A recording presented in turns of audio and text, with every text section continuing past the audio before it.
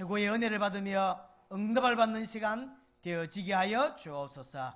오늘도 예수가 그리스도라는 사실이 확인되어지며 발견되는 시간 되게 하여 주옵소서. 예수 그리스도 이름으로 기도드렸습니다. 아멘.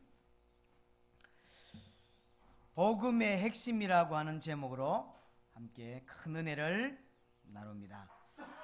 5가지를 우리는 마음에 꼭 담아야 되고, 담는 정도가 아니고 깊이 있게 뿌려내려야 됩니다.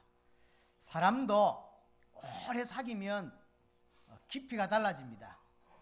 우리는 뭐가 달라져야 되냐면 복음에 대한 풍성함과 깊이가 분명히 달라져야 됩니다.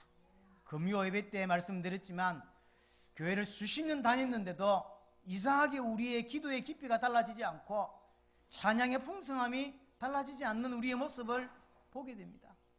기도가 자꾸 넋두리에 불과해요. 불교 신자 기도와 우리 기도는 다르지 않는 형태로 자꾸 가고 있습니다. 그럼 뭔가의 문제가 있다는 것입니다. 오늘 하나님께서 저와 여러분에게 이 자리에 성령께서 역사하셔서 계시하시고 은혜 주셔서 올바로 깨닫는 은혜가 있었으면 좋겠습니다. 그래서 정말로 복음이 풍성할 뿐만 아니라 깊이 있는, 우리가 하나님을 아는데 어떻게 깊이가 없겠습니까? 그 깊이 있어지고 더 풍성해지고 더 자유로워지고 더 행복해지고 남은 인생이 기대되고, 여러분들 인생, 여러분 자신을 쳐다볼 때 지금까지는 보통 이 정도밖에 안 된다 이런 것들이 많아요. 근데 복음을 정말 알고 보면 이 정도밖에 안 되는 부분이 바뀌어져서 기대되는 인생으로, 내가 내 자신이 기대되는 인생이 되어야 합니다. 하나님이 나를 그렇게 불렀는데 나는 반대로 생각하고 있습니다. 그렇지 않다는 것이죠. 여하튼 오늘 하나님께서 여러분에게 큰 은혜 주시기를 바랍니다. 복음을 깊이 이해하고 하나님을 깊이 이해하려면 첫 번째로 원래 인간이 어떤 존재인지를 알아야 합니다. 원래 인간을 알아야 복음을 깊이 이해할 수 있습니다. 원래 인간에서 가장 중요한 것은 창조 원리입니다. 하나님이 그냥 만든 것이 아니고 창조 원리를 가지고 만들었어요. 물고기는 물에 살도록 창조했습니다. 물에 있을 때, 물에 살 때 가장 정상적이고 가장 여유롭고 가장 행복합니다. 나무는 뿌리를 흙에다 두고 살 때 가장 행복하도록 창조되었습니다. 인간은 하나님과 함께 하도록 창조했습니다. 하나님과 함께 할 때 가장 정상적이고 가장 행복합니다.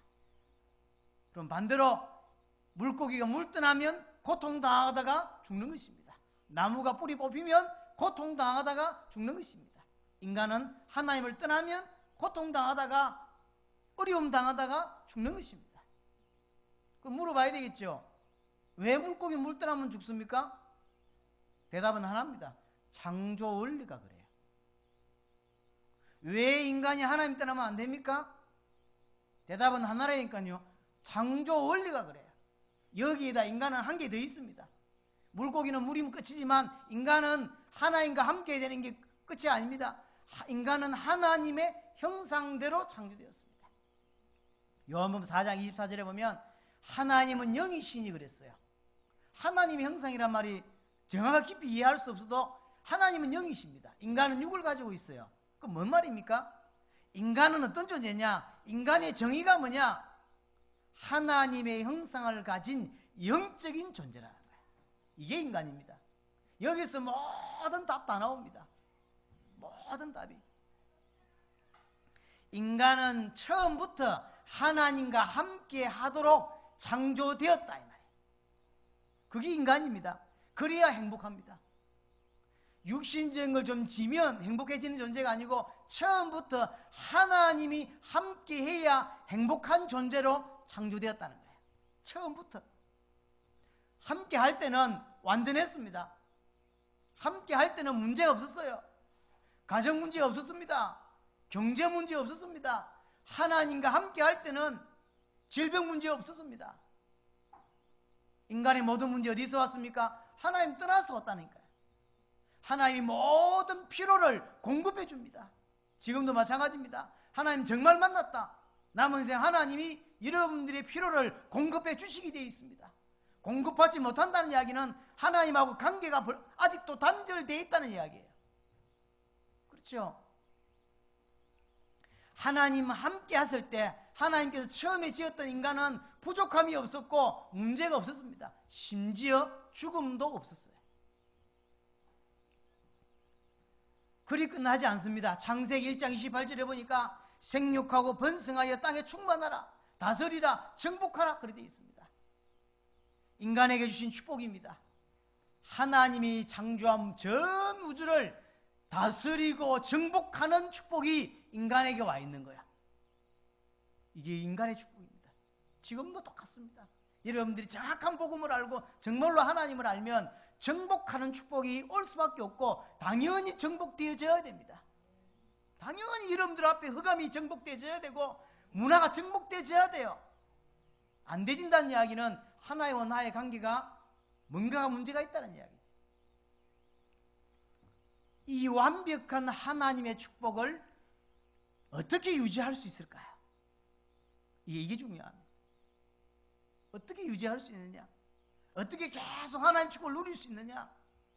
다른 것이 아니었으면 뭐였습니까? 창세기 2장 17절 말씀이었습니다. 하나님의 축복을 계속 누리는 방법은 오직 말씀입니다. 지금도 동일합니다. 하나님께서 우리에게 허락하신 축복을 누리는 방법은 말씀입니다. 말씀 놓쳤다? 다 놓치게 되는 거예요.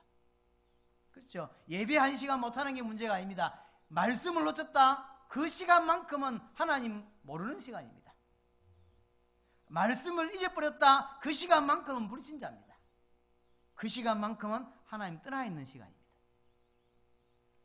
이 완벽한 하나님의 축복을 누릴 수밖에 없는 인간, 이게 원래 인간이라니까. 이걸 회복해야 돼. 하나님이 이거 회복하려고 우리에게 그리스도를 보내신 거거든요. 여러분의 모습, 여러분의 어떤 상태, 여러분의 어떤 여러 가지 상처 때문에 온 여러 가지 이런 모습이 여러분의 근본의 모습이라고 생각하시면 안 돼요. 원래의 모습으로 생각하시면 안 돼요. 아니라니까요. 그리스도를 보내서 박살 내시고 새로운 피조물로 바꾸셨다니까요. 근데 그 부분에 대한 눈이 내게 안 열리니까 우리는 여전히 상처 속에 살고 있는 것처럼 안 될 거야. 나는 원래 공부를 못해. 나는 원래 돈이 없어. 나는 원래 모자라. 이런 것으로 가득 차 있다니까요. 어디서 왔는지 이게 창세기 3장입니다.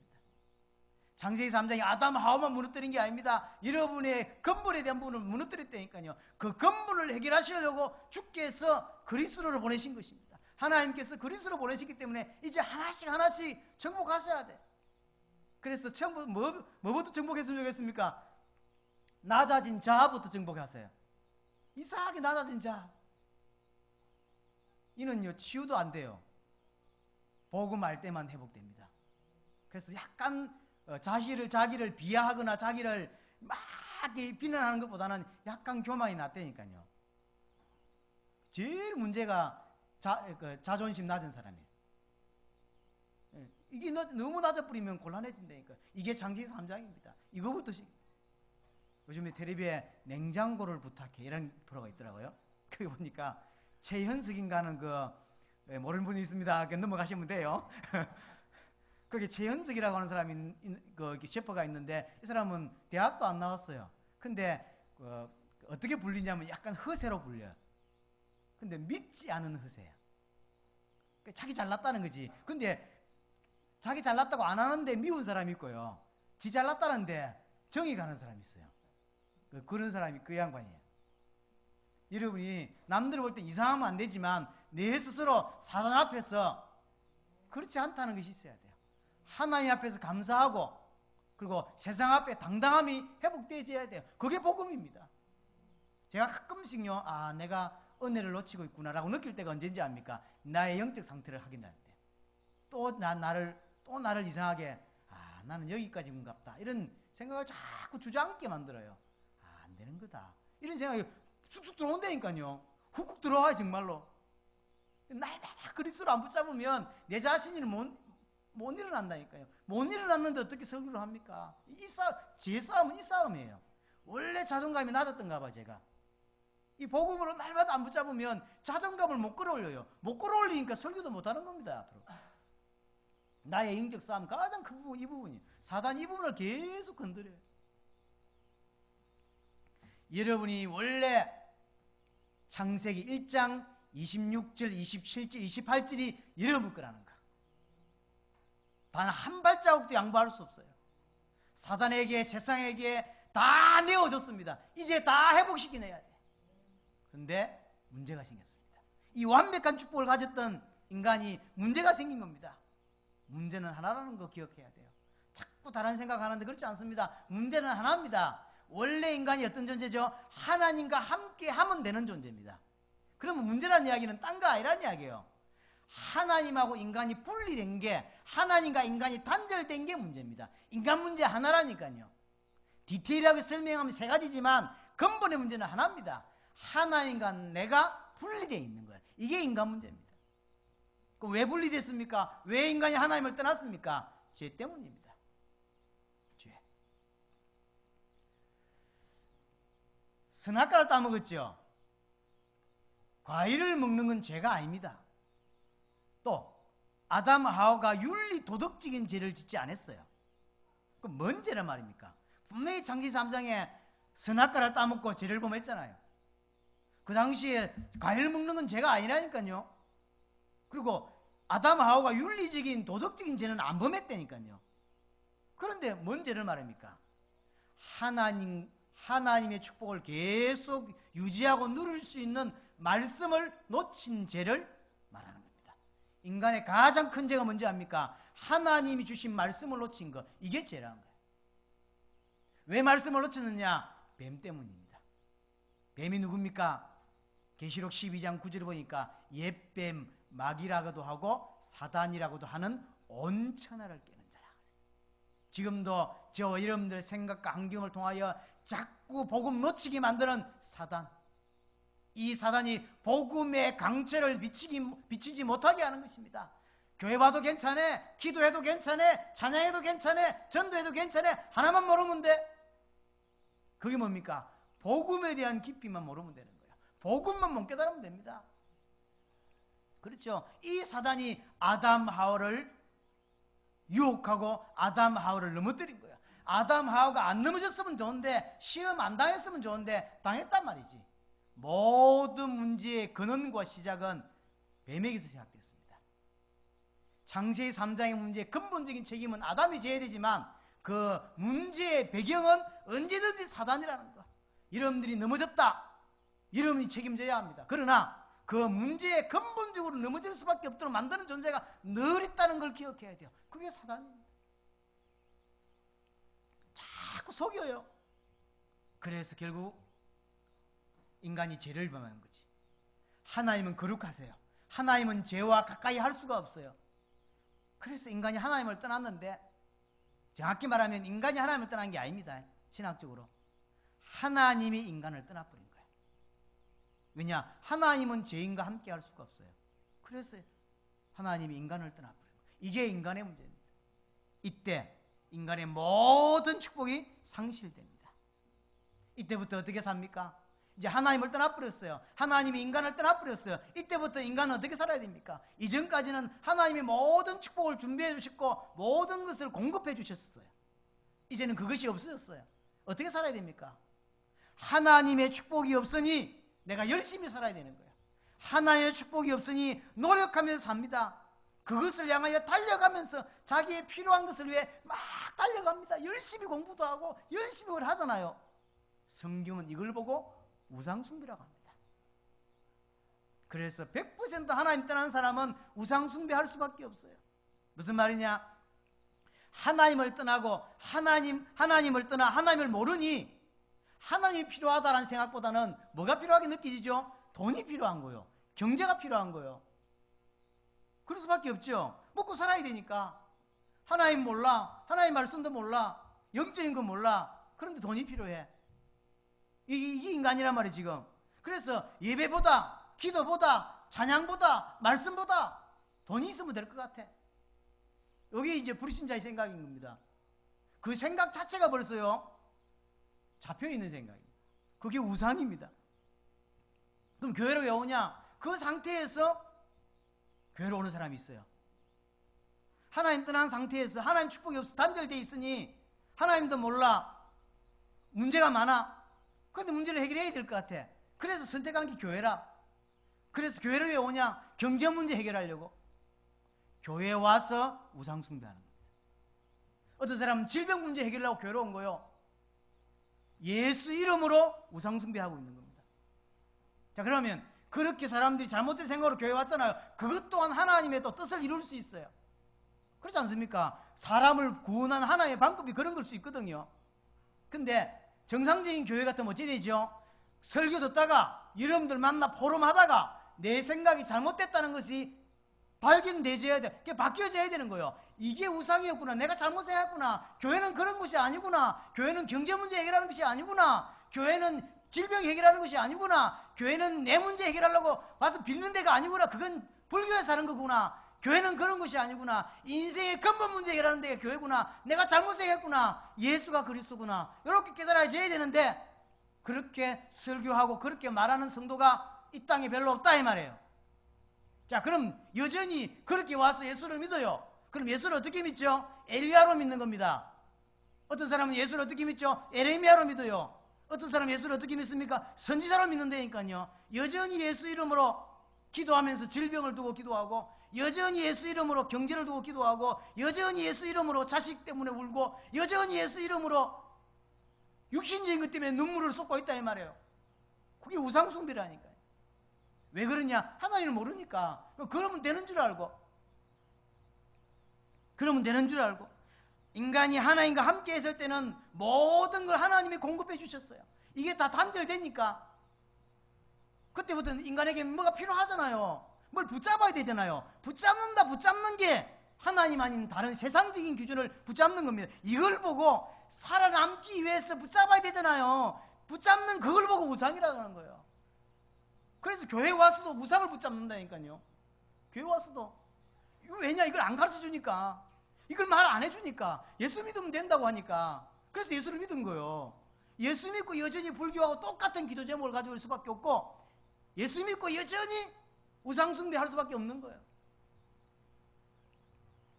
하나님을 모르니 다른 것이 필요하다고 생각하는 겁니다. 그래서 그 필요한 것을 얻기 위해서 하나님을 만나야 되겠다라고 답을 넣으면 나머지는 끝인데, 그렇게 답이 안 나와요. 하나님 만나야 된다 이렇게 답이 안 나오고 필요한 게 있단 말이에요. 필요한 것을 얻기 위해서 교회에 와서 예수 이름으로 기도하는 거야. 그게 우상숭배라는 거야. 그게 큰 죄입니다. 지금도 예수 이름으로 우상숭배하고 예수 이름으로 하나님을 대적하는, 이게 지금 불신자 문제일까요? 대한민국 교회와 전 세계 교회 보세요. 딱이 들어온대요.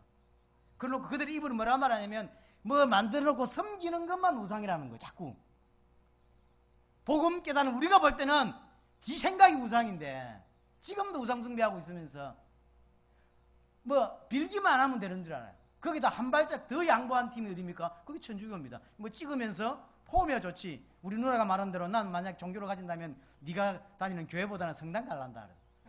뭐 왜? 그랬더니 너무 좋다는 게 포함이. 그래, 가세요. 얼마나 그렇게 보세요. 이미지가 기독교보다는 저기가 훨씬 나아요. 얼마나 이렇게 복음 하나를 모르면요 제대로 뭔가를 못 본다니까요. 세상 진단됩니까? 의사는 뭐 하는 사람이죠? 진단해요. 그리고는 답을 주는 게 의사거든요. 자, 이런데 병원 갔다. 아픈데 병원 갔어요. 그 의사가 진단 똑바로 못하고, 진단을 똑바로 못하면 답 똑바로 못 주는 거지. 난 배가 아파왔는데 자꾸 엄두대 찌를 사고 수술해야 돼. 이러면 어찌 되는 겁니까? 그런데 기독교인들이 그렇게 산다니까요. 진단 똑바로 못하지. 그러니까 답도 틀린 거예요. 그렇죠?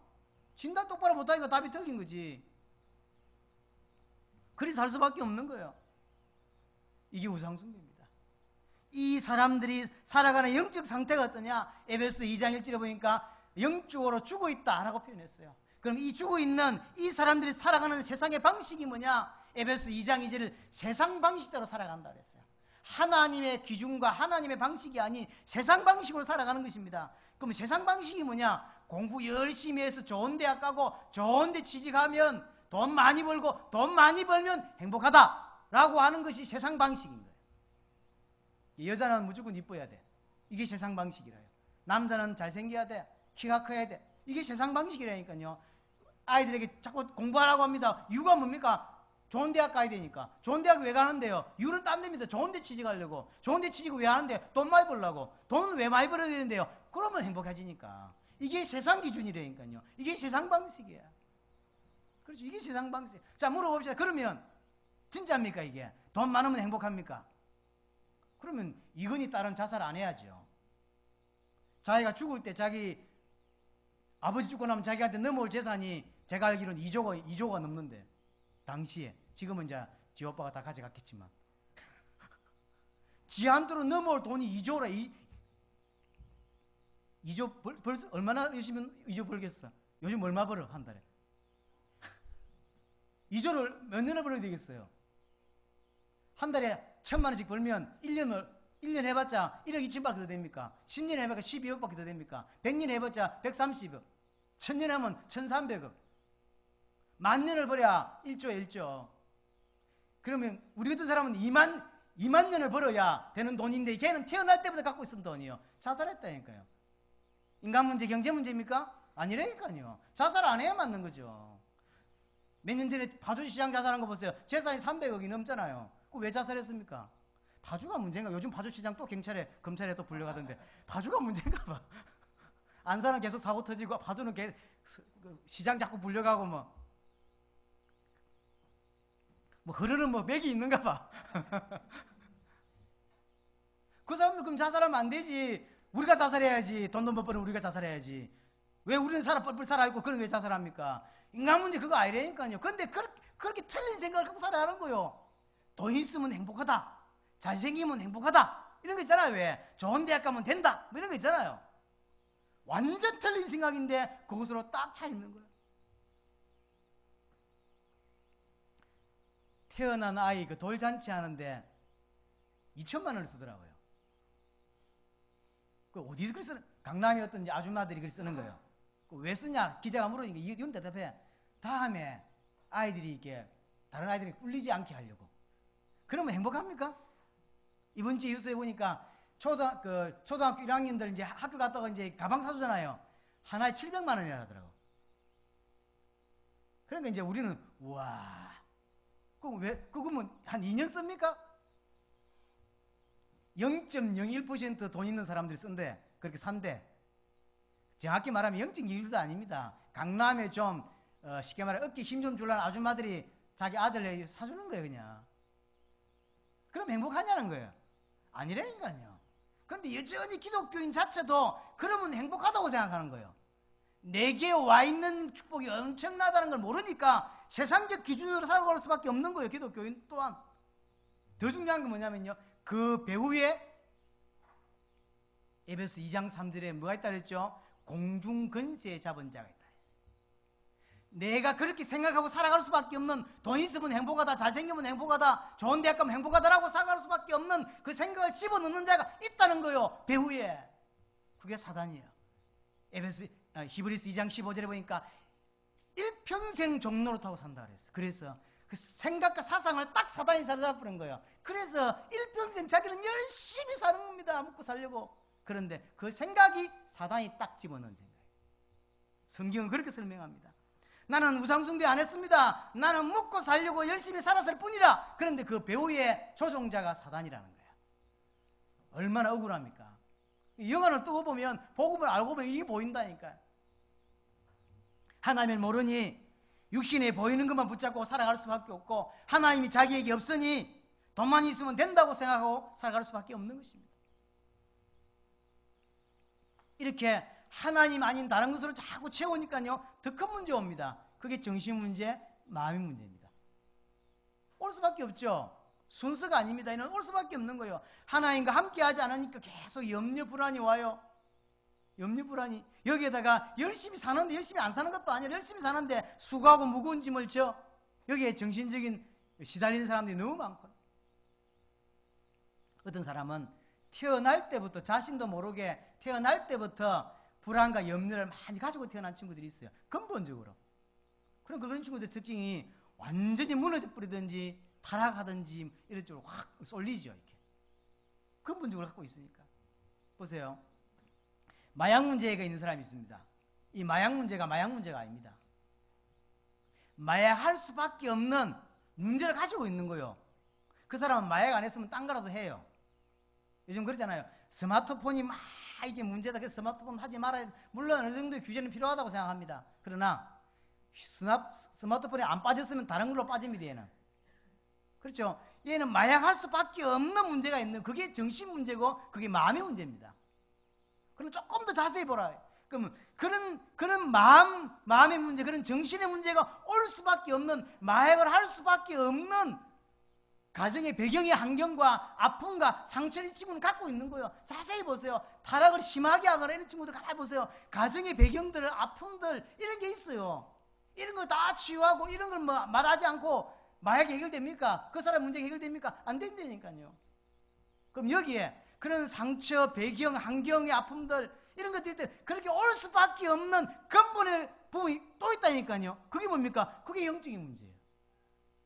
이 영적인 문제로 인하여 그 영적인 문제가 환경과 배경과 이 배경 때문에 온 상처와 아픔들을 갖고 마음으로 그 다음에 정신으로 들어가니까 그 사람 어딘가에 빠질 수밖에 없고 어딘가에 무너질 수밖에 없는 걸 가 있는데 그게 마약이었던 거예요. 이 근본적인 걸 안 하고. 자, 그럼 알코올도 마찬가지입니다. 알코올에 빠질 수밖에 없는, 술 먹는다고 다 알코올 한자 됩니까? 아니라니까요. 술 좋아하는 사람이 있고 얼마 안 먹는데 알코올 중독자가 되는 사람도 있습니다. 아침에 일어나서 소주 대병에다가 밥 안 말아 먹으면 하루가 안 풀리는 사람이 있다니까요. 그건 원래 그런 게 아닙니다. 그게 정신의 문제예요. 그게 마음의 문제입니다. 저 노숙자들이 밥 준다고 해결됩니까? 그게 정신 문제고 그게 마음의 문제인데. 근데 그럼 그렇게 될 수밖에 없는, 갖고 있는 환경의 문제, 배경의 문제, 상처, 아픔 이렇게 까 있잖아요. 그걸 마음이 올 수밖에 없는. 그럼 이 상처와 아픔의 환경, 배경은 어디서 왔냐는 거예요. 그게 영적인 문제라는 거예요. 이걸 고쳐줘야 돼. 이걸. 마약 끊지 말아도 됩니까? 이 부분을 치유해줘야 마약이 끝이 나는 거지. 알코올 이야기 하려면 이 부분을 치유해줘야 알코올이 끝이 나는 거예요. 그러다 이 정도 가버리면 이제요, 눈에 보이는 문제 스스로 옵니다. 이제 눈에 보이는 문제가 뭡니까? 육신 문제, 경제 문제, 이런 건 눈에 보이는 문제입니다. 그런데 진짜로 중요한 건 눈에 보이는 게 아니고 눈에 보이지 않는 부분이란 말이지. 이게 더 문제입니다. 남들 볼 때는 가정 문제라 그게 벌써 보이지 않는 게 쌓였어요. 그래서 터지는 거 아닙니까? 안 그래요? 오래된 겁니다. 그게. 그러니 이 사람이 안 행복한 거예요. 행복해지려고 또는 잘 살아보려고 발부둥 칩니다. 정신적으로 육신적으로 시달리다가 죽게 되고 죽고 심판받습니다. 지옥 가죠. 이게 인간이 가지고 있는 문제인데 가만두면 이렇게 딱 살 수밖에 없어요. 근데 이게 더 중요한 건 되풀이 된다는 거예요. 되풀이가 돼. 그 상태에서 태어나요. 하나님 떠난 상태에서 태어나. 그렇죠? 하나님 떠나서 태어난 그 사람을 사단이 세상의 풍속이라는 것을 가지고, 세상의 풍속을 가지고 딱 노예로 만들어버려요. 그러다가 시달리다가 정신문제, 육신문제 막 갈등하다가 결국 또 죽어 지옥 가는 거예요. 이게 계속 되풀이돼요. 그러니 인간은 하나님 형상으로 지어받았기 때문에 이것을 해결하려고 몸부림칠 수밖에 없죠. 그 몸부림치는 게 뭡니까? 그게 종교입니다. 해결해야 되겠단 말이지. 혹시나 답이 될까 싶어서 교회를 와보고, 혹시나 답이 될까 싶어서 불교를 가보고 자꾸 종교를 만들어 보는 겁니다. 됩니까? 안 된다 이 말이에요. 저는 교회를 오는 시간, 이 시간이 굉장히 중요한 시간이거든요. 완전 답을 얻어야 돼요. 그냥 왔다가, 이 교회 그냥 왔다가 떠난 사람이 한두 명입니까? 답을 얻지 못하고 가게 된다니까요. 그래서 내가 민혜 보고 그랬습니다. 네가 다음에 문기하고 헤어졌을 때 교회 안 올 가능성이 크다. 그건 네가 복음을 못 알아듣다는 이야기다. 그하고 관계없다. 난 이 사람 때문에 교회로 오게 되었는데 진짜 답은 하나님이 나를 부르신 이유는 이거, 이 남자가 아니구나, 복음이구나, 이 답이 나와야 돼. 효주도 와야 되는 거예요. 그럼 다음에 문기 장가 갈 때 특송해주고. 그게 복음이지. 성질이 따라왔던 여자애가 한두 명입니까? 다 떠났다.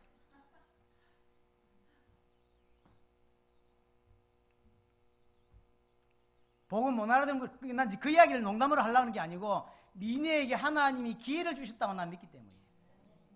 기회를 주셨어요. 어떤 기회를 줬냐? 교회 올 수 있는 기회를 준 게 아닙니다. 그건 어느 교회나 가능합니다. 친한 친구가 꿈의 교회 다니는데 꿈의 교회 따라갈 수 있지. 살다 보면 친한 친구가 여기다 그거 할 수 있지.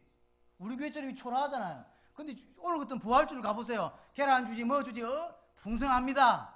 오늘 모르긴 해도 우리 은수도 계란이나 몇 개 받아올걸. 우리 교회만 초라해. 문제는 그게 아니라 이 말이에요. 하나님이 미네에게 진짜로 복음이 뭔지를 깊이 생각할 수 있는 기회를 줬는데 만약에 이걸 못 알아듣었다. 어느 날 떠나게 되겠죠. 그렇죠. 헤어졌기 때문에 떠나는 게 아닙니다. 이제 헤어진다는 전제를 해서 그건 아닙니다. 그 말을 하고 있는 게 아닙니다. 핵심이 뭔지를 꼽아야 돼요. 아, 우리 목사님은 자꾸 헤어진다. 그게 포인트가 있는 게 아니라니까. 그걸 원하는 사람도 아닙니다. 오해할라. 원하는지 안 해. 문제는 인간사 하나님이 아니라 모른다는 거예요. 기회를 주실 때 진짜 중요한 걸 잡아야 된다는 이야기죠. 그러면 어디 있든지 혹 우리 교회를 떠나고 딴 데 있다 할지라도 관계없다는 이야기예요. 하나님이 이 사람을 들어 쓰신다는 이야기지. 안 그래요? 하나님이 이 친구를 진짜 중요한 교회, 중요한 사역자로 중요한 남은 인생을 하나님께 올인하는 사람으로 쓸 교육을 가지고 있지 않겠냐는 거지. 우리 교회 오는 게 문제가 아니거든 사실은. 그렇지 않습니까? 혹시나 될까 싶어서 착하게 살아보고 공부해보고 뭘 몰라서 하는 거죠? 근본의 문제가 뭔지를 모르니까 이거 할 수밖에 없는 거 아닙니까? 안 되는 거예요. 그래서 하나님이 해결하실 수밖에 없는 겁니다. 하나님만이 해결할 수 있는 능력이 있고 하나님만이 답입니다. 그래서 구약 성경에 그럼 메시아를 보내겠다. 메시아란 말은 기름 부음 받은 자라는 뜻이에요. 신약에 그리스도를 보내겠다. 똑같은 의미입니다. 하나는 히브리어고 하나는 헬라어예요. 똑같은 단어입니다. 신약에 그리스도를 보내겠다. 쉽게 말하면 기름 부음 받은 자를 보내겠다. 그래서 구약시대에 기름을 세 사람에게 붓습니다. 제사장, 왕, 선지자. 네 문제 해결할 제사장을 보내겠다. 네 근본의 문제를 자꾸 갖다 주는 사단을 꺾을 왕을 보내겠다. 하나님 만날 수 있는 길을 여실 수 있는 선지자를 보내겠다. 이 합친 이름을 보고 그리스도라고 합니다. 누가 그리스도입니까? 이게 문제입니다. 한국에도 내가 그리스도다라는 사람이 제가 알기로 몇십 명 되는 걸로 알고 있습니다. 본인이 그리스도래. 왜 그리스도냐? 뭐 어디서 그리스도래. 본인이 하나님이라는 사람도 있고 성령이라는 사람도 있고 그리스도라는 사람도 있어요. 뭐 삼위일체인데 합쳐서 한 7, 80명 되는 걸로 알고 있습니다. 한국에도 본인이 하나님 되신 분이 한 7, 80명 돼요. 문제는 많이 따른다는 거.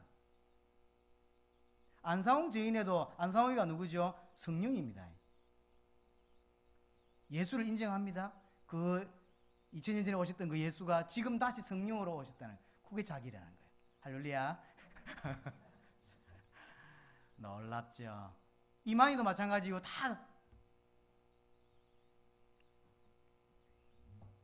누가 그리스도냐? 구약 성경에 한 300가지 예언돼 있어요.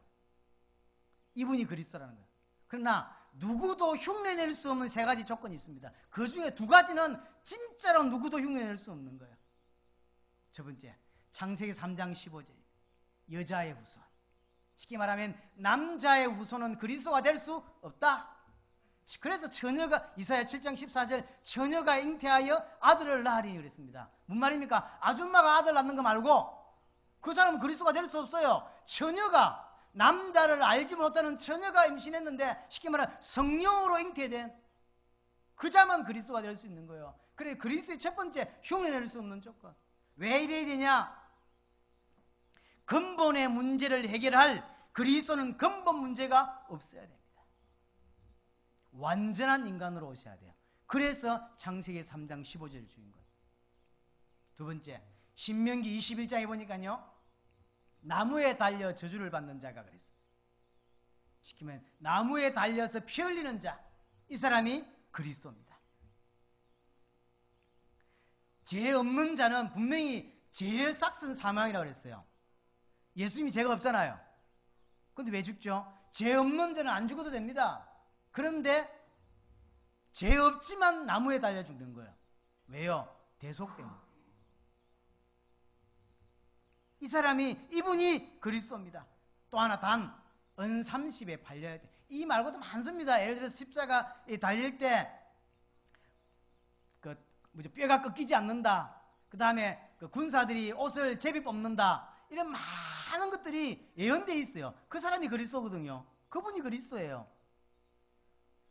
그래서 그대로 성취됐지 않습니까? 어쨌든 많은 것 중에서 딱 세 가지인데, 첫 번째는 창세기 3장 15절이고, 두 번째는 신명기 21장 23절에 나무에 달려 죽어야 되고, 세 번째 다윗이 말한 대로 부활해야 그분이 그리스도입니다.